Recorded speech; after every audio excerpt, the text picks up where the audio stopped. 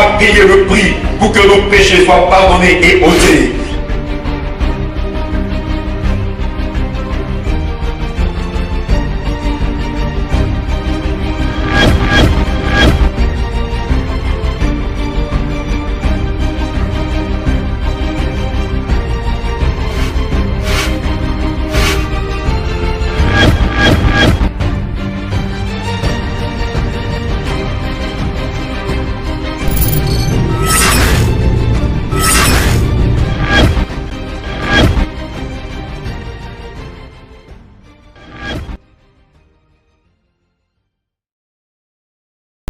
Alors tout est accompli. Le thème de notre prédication du jour est tout accompli. Nous nous inscrivons dans le thème de l'Ancien au Nouveau Testament, d'un testament à un autre.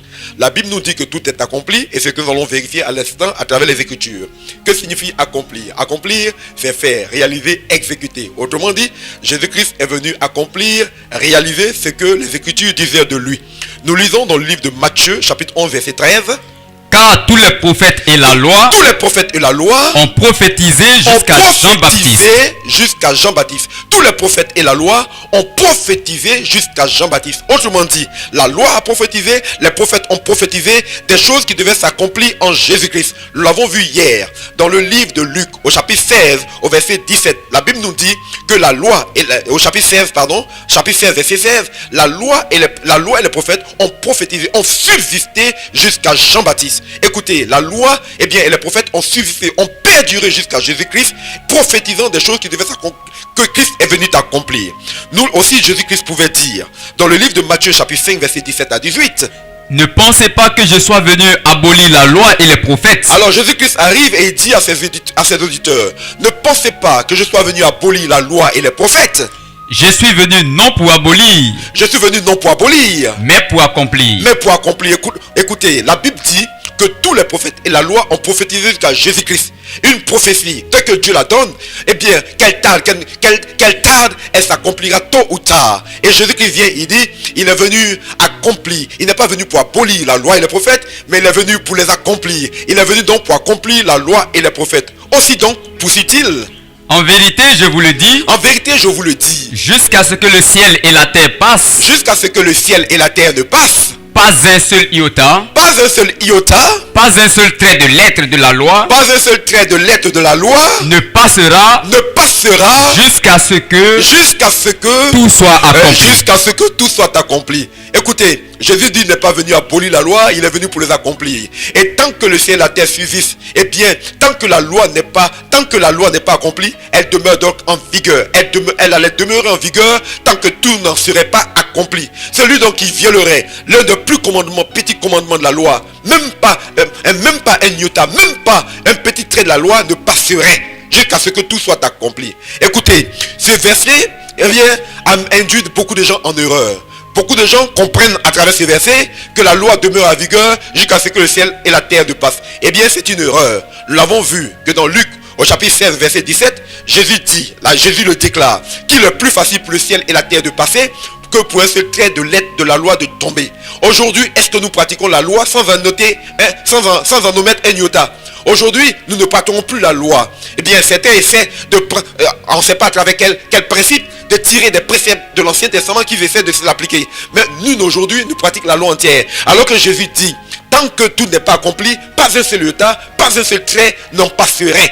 Aujourd'hui, nul de nous ne pratique la loi dans toute son intégralité. Pourquoi? Parce que quelque chose s'est passé. Tout est accompli en Jésus-Christ. Parce qu'il dit que la loi et les prophètes demeurent en vigueur jusqu'à ce que tout soit accompli. Pas jusqu'à ce que le ciel et la terre passent. Parce qu'il est plus facile pour le ciel et la terre de passer que pour un seul iota, que pour un seul trait de lettre de la loi de tomber. Autrement dit, le ciel et la terre auront beau passer, la loi demeurera en vigueur jusqu'à ce qu'elle soit accomplie. Mais aujourd'hui, la question est la suivante. Est-ce que tout est accompli? Nous savons que oui, Christ a tout accompli. Nous lisons dans le livre de Luc, chapitre 16, verset 17. Il est plus facile pour le ciel et la terre de passer, que pour un seul trait de lettre de la loi, de tomber. Alléluia. Donc la loi allait demeurer en vigueur jusqu'à ce que tout soit accompli. Le ciel et la terre auront beau passer, tant que tout n'est pas accompli, de la loi, elle demeure en vigueur. Alléluia. Et quand Jésus dit qu'il n'est pas venu abolir, écoutez, nous avons vu que la loi, c'est l'Ancien Testament. Un testament ne peut passer à moins qu'il soit accompli. Et comme la loi et les prophètes prophétisaient, eh bien Jésus devait accomplir tout ce qui était annoncé de lui. L'écriture ne peut être abolie. Toute parole décrétée par Dieu ne peut être abolie à moins d'être accomplie. Nous le lisons dans le livre de Jean, chapitre 10, verset 35. L'écriture ne peut être abolie. L'écriture ne peut être abolie. Quand un homme fait un testament, eh bien, nul ne peut l'abolir. À plus forte raison, la parole de Dieu. Ce que Dieu a dit, ce que Dieu a annoncé, devait absolument s'accomplir. Alléluia. Ça ne pouvait passer et nul ne pouvait l'abolir. Donc quand Jésus est venu, il n'est pas venu pour abolir la loi, il est venu pour l'accomplir. Accomplir ce que la loi et les prophètes prophétisaient à ce sujet. Parce que s'il abolissait la loi sans les accomplir, eh bien, il aurait rendu Dieu menteur. Oh, Dieu n'est pas menteur. Ce qu'il annonce s'accomplit absolument tôt ou tard. La Bible nous dit, dans le livre de Galates chapitre 3, verset 5 que nous lisons, quand un testament est établi en bonne forme, bien que fait par un homme, personne ne l'abolit, ou n'y fait d'adjonction. Écoutez, quand un homme établit un testament, eh bien personne d'autre ne peut venir le modifier ni ajouter quoi que ce soit. Eh bien ce testament prévaudra jusqu'à ce que, eh bien il meure et que ce soit exécuté, accompli. Et c'est ce que l'Écriture nous dit là. Alléluia. Ce que Dieu a annoncé à travers les prophètes et la loi devait s'accomplir, mais s'accomplit en Jésus-Christ, car il est l'accomplissement de la loi et des prophètes. Donc quand un testament est établi, eh bien que par un homme, personne ne l'abolit ou n'y fait d'adjonction. De la même manière, ce que Dieu a décrété, personne ne peut l'abolir ni ajouter quoi que ce soit jusqu'à ce que ce soit accompli. Alléluia. La question donc la suivante. Est-ce que tout est accompli? Oui, nous le savons. Jésus a accompli tout ce que la loi et les prophètes disaient de lui. Nous lisons dans Jean chapitre 19 verset 28. Jésus qui savait que tout était achevé à la croix. Jésus qui savait que tout était achevé dit afin que l'écriture soit accomplie. Dit afin que l'écriture soit accomplie. J'ai soif. J'ai soif. Il y avait là un vase plein de vinaigre. On fixa à une tige d'hysope. Une éponge imbibée de vinaigre. Et on l'approcha de sa bouche. Quand il eut pris le vinaigre, Jésus dit, tout est accompli. Écoutez, de son vivant, de sa naissance jusqu'à sa crucifixion, Jésus s'est attelé, eh bien, à accomplir tout ce qui était écrit de lui. Et l'acte final, c'était à la croix. Et bien, Jésus, sachant que tout était achevé, dit afin que l'écriture soit accomplie, j'ai soif. Parce qu'il est écrit dans le psaume 2, 22, qu'on lui a donné du vinaigre pour boisson. Et Jésus dit, tout est accompli. On lui donne le vinaigre, quand il le prend, et il dit, tout est accompli, et il rend l'âme. Eh bien, tout est accompli. Et la Bible ne s'arrête pas là. Quand Jésus-Christ ressuscite, il apparaît à ses disciples. Et il va leur expliquer ce qui venait de se passer. Il va venir leur parler donc de cet accomplissement qui devait s'effectuer. Nous le lisons dans le livre de Luc, au chapitre 24, au verset 44. C'est là ce que je vous disais lorsque j'étais encore avec vous. Jésus donc ressuscite, il apparaît à ses disciples et il leur dit, c'est là ce que je vous disais lorsque j'étais encore avec vous. Il fallait que s'accomplisse. Tout ce qui est écrit de moi. Dans la loi de Moïse. Dans les prophètes.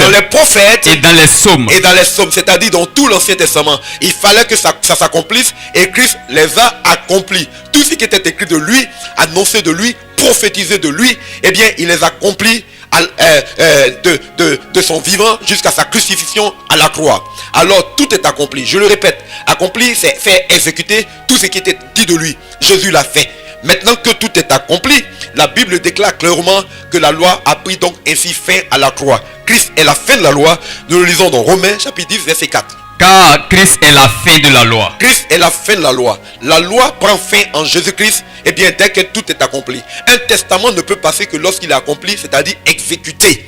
Et quand Jésus-Christ est venu, l'Ancien Testament ne pouvait passer à moins que tout ce qui était écrit de Jésus dans ce testament soit accompli. Eh bien, tout est accompli, alors la loi prend fin à la croix. La loi prend fin par accomplissement. Alléluia.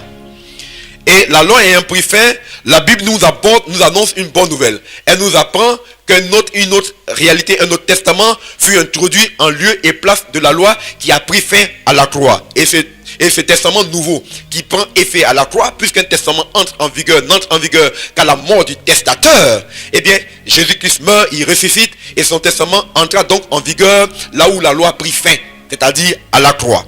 Nous le lisons dans le livre d'Éphésiens, chapitre 2, verset 15.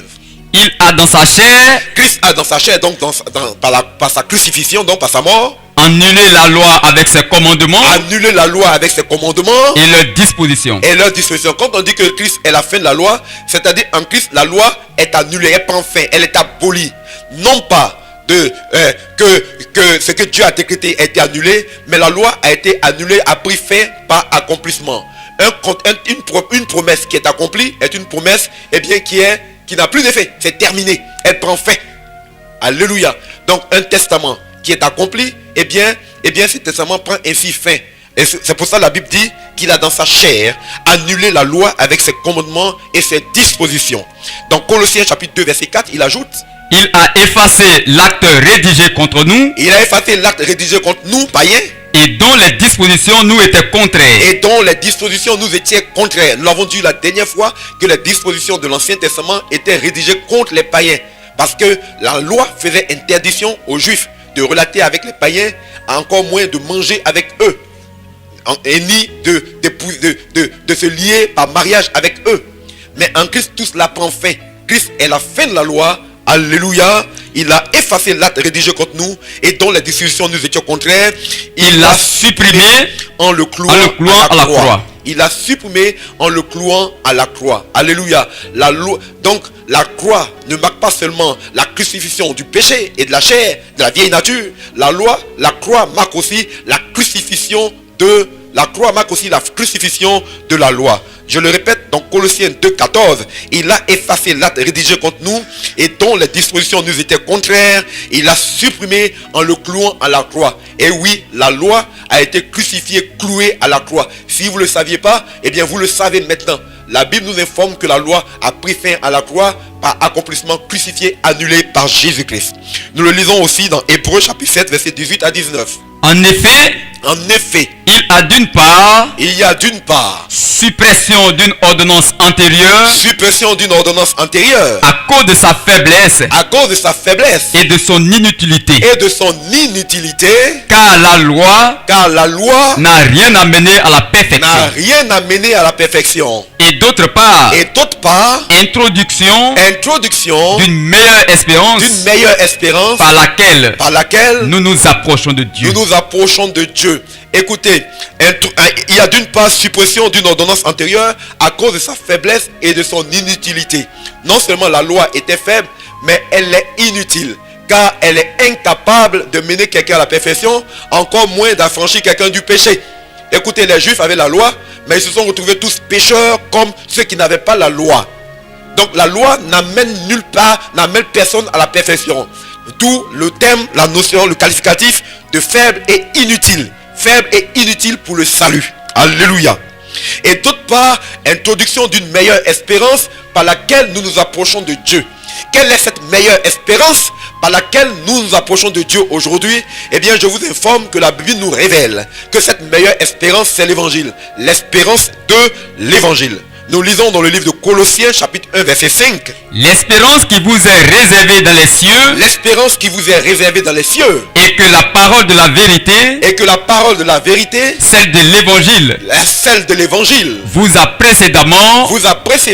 Fait connaître. Écoutez, nous avons une espérance qui nous est réservée dans les cieux. C'est ça notre héritage. Notre héritage est céleste, le royaume de Dieu. Eh bien, nous le savons par l'évangile. Le testament nouveau qui nous garantit un héritage éternel céleste dans les cieux, eh bien c'est l'évangile. La loi ne garantissait à personne un héritage céleste éternel. Elle garantissait aux Juifs un héritage terrestre, eh bien passager. Parce que la terre va passer tôt ou tard. Eh bien, l'espérance donc qui demeure en lieu et place de la loi, introduit en lieu et place de la loi, c'est l'espérance de l'évangile. On le lit encore dans Colossiens chapitre 1 verset 23. L'espérance de l'évangile que vous avez entendu, qui a été prêché à toute créature sous le ciel. L'espérance de l'évangile. Eh bien, je vous le répète, Jésus nous envoie prêcher non pas la loi, mais l'évangile. Non pas la loi et l'évangile, mais l'évangile. Il dit, allez prêcher l'évangile à toutes les nations. Je m'adresse à vous chrétiens, à vous qui croyez en Jésus-Christ. Christ nous envoie enseigner, prêcher l'évangile. Allez faire de toutes les nations des disciples. Allez prêcher l'évangile à toutes les nations et enseignez-leur à garder ce que lui, Jésus, moi Jésus, je vous ai prescrit. Et ce que Jésus nous a prescrit, c'est l'évangile. Eh bien, c'est cet évangile-là que nous devons prêcher aux nations. Et cet évangile que tous doivent croire. Parce que, eh bien, il a été prêché à toute créature sous le ciel. Je vous en conjure, allez prêcher l'évangile, rien que l'évangile, vivez l'évangile, rien que l'évangile, pratiquez l'évangile, rien que l'évangile, en lieu et place de la loi qui est inutile, car incapable de mener à la perfection et donc au salut. Dans Colossiens chapitre 1 verset 6, il est ajouté, cet évangile est parvenu chez vous. Tout comme il porte des fruits. Il fait des progrès dans le monde entier. Et oui, si vous qui m'écoutez êtes chrétien, c'est que vous avez reçu l'évangile. Cet évangile n'est pas seulement parvenu sur vous. Il est parvenu chez vous et tout comme il fait des progrès dans le monde entier. Cet évangile a été prêché et il fait des progrès dans le monde entier. Vous aussi pouvez contribuer à le répandre jusqu'aux extrémités de la terre. Je le répète. Cet évangile, cette espérance glorieuse qui nous est réservée dans les cieux et qui nous est réservée dans les cieux et que l'évangile nous a fait connaître, c'est cet évangile-là qui nous garantit donc un héritage éternel qui est le testament nouveau auquel que nous devons suivre, auquel nous devons nous conformer. Quiconque donc croit en l'évangile a l'espérance d'un héritage céleste éternel, le royaume des cieux. Que le Seigneur vous bénisse dans le nom de Jésus-Christ. Amen.